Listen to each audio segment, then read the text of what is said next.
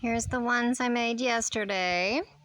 This one is amethyst and labradorite, little cluster.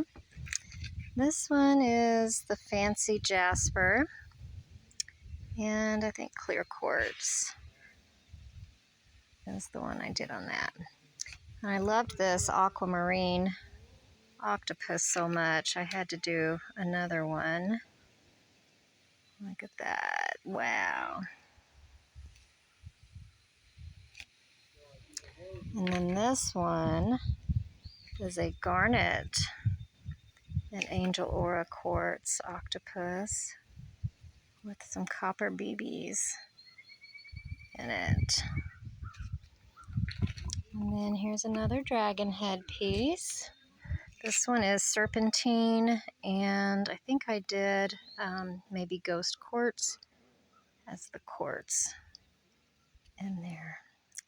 So that's the latest. I did some more today, but this is just yesterday's stuff.